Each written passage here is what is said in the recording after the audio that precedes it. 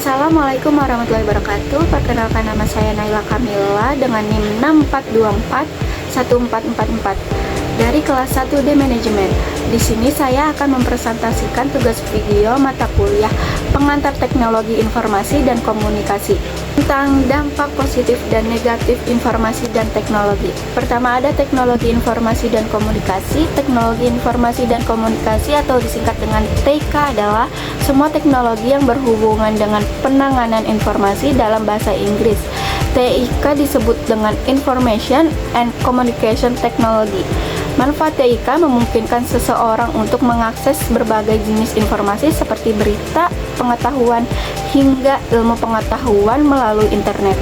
Hal ini sangat membantu dalam meningkatkan pengetahuan dan menemukan jawaban atas pertanyaan yang mungkin tidak dapat ditemukan dengan cara lain. Teknologi informasi adalah pendorong utama di balik inovasi dan membantu meningkatkan produktivitas dan efisiensi. Dengan sistem digital, masyarakat dapat melakukan tugas lebih cepat dibandingkan dengan cara manual. Selanjutnya ada dampak teknologi informasi dan komunikasi. Yang pertama, terasing dari lingkungan. Yang kedua, meningkatkan kejahatan di dunia maya. Yang ketiga, merusak moral. Yang keempat, menciptakan kesombongan diri. Yang kelima, mengganggu kesehatan.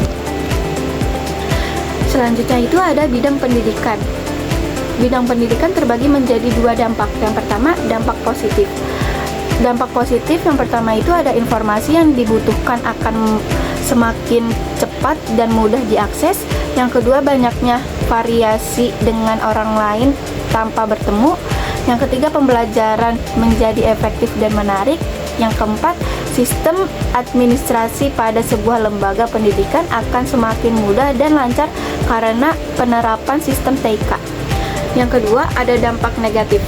Dampak negatif yang pertama, semakin mudahnya meningkat data menyebabkan orang yang bersifat plagiatis akan melakukan kecurangan. Yang kedua, menyebabkan ketergantungan terhadap teknologi. Yang ketiga, mengurangi interaksi sosial.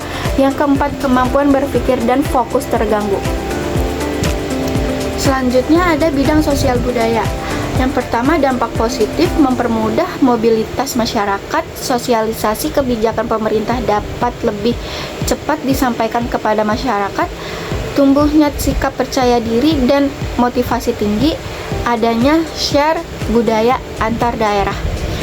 Yang kedua, ada dampak negatif, tumbuhnya jenis kejahatan baru, menurunnya tingkat kepercayaan kepada lingkungan sekitar, kurangnya ruang privasi, masuknya budaya asing yang kurang baik dan tidak difilter, meningkatnya angka pengangguran.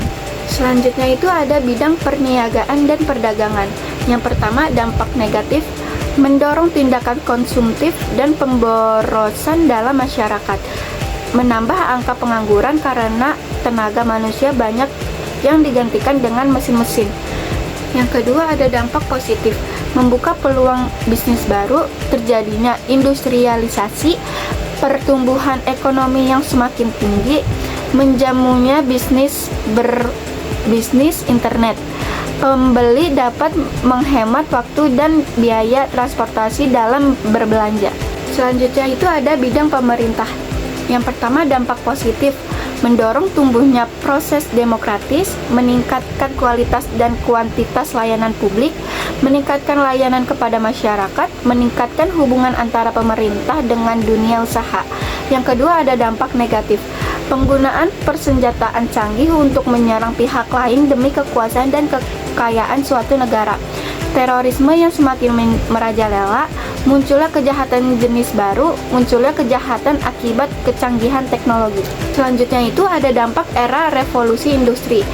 Yang pertama, ada dampak di bidang produksi, mobilitas, konsumsi, layanan kesehatan, makanan, dan keamanan. Yang kedua itu ada teknologi yang terpengaruh. Yang pertama itu computing power, kecepatan komunikasi, kapasitas penyimpanan data, sensor, dan yang terakhir ada printer 3D. Selanjutnya itu ada bidang industri otomotif. Dampak evolusi industri bidang otomotif adalah yang pertama, pengemudi sudah mulai digantikan dengan teknologi yang mengakibatkan asuransi sudah mulai tidak diperlukan dikarenakan semakin menurunnya tingkat kecelakaan. Yang kedua, banyaknya driver yang digantikan oleh teknologi mesin dan robot mengakibatkan terjadinya jumlah pengangguran meningkat. Selanjutnya itu ada bidang industri retail. Pembuatan e-commerce sebagai contoh nyata melalui industri yang dampaknya paling terlihat, yaitu yang pertama, perusahaan yang langsung menjangkau end user dengan sering dibuatnya toko online sendiri menjadikan kemudahan bagi end user, juga membuat harga menjadi lebih murah. Yang kedua, digital marketing mempengaruhi profit perusahaan manufaktur dikarenakan mudah dalam menjangkau pasar global dengan mudah, efektif, dan efisien. Selanjutnya itu ada bidang teknologi keuangan. Yang pertama, penyedia nasihat keuangan dan manajemen melalui analisis big data dengan dibuatnya robot AI yang menyediakan nasihat keuangan. Yang kedua, menyediakan AI untuk institusi keuangan. Selanjutnya itu ada bidang pendidikan dan kesehatan. Yang pertama itu terciptanya AI di dunia kesehatan sebagai pengambil keputusan di beberapa bidang kesehatan. Yang kedua, meningkatkan akses dan kualitas pelayanan kesehatan jarak jauh. Yang ketiga, terciptanya e-learning yang tidak mengharuskan siswa datang ke kelas. Terakhir, ada dampak negatif dari revolusi industri. Yang pertama, timbulnya kapitalisme modern. Yang kedua, upah buruh semakin rendah. Yang ketiga, munculnya imperialisme modern. Yang keempat, munculnya golongan pengusaha dan golongan buruh. Sekian presentasi dari saya, kurang lebihnya mohon maaf. Wassalamualaikum warahmatullahi wabarakatuh.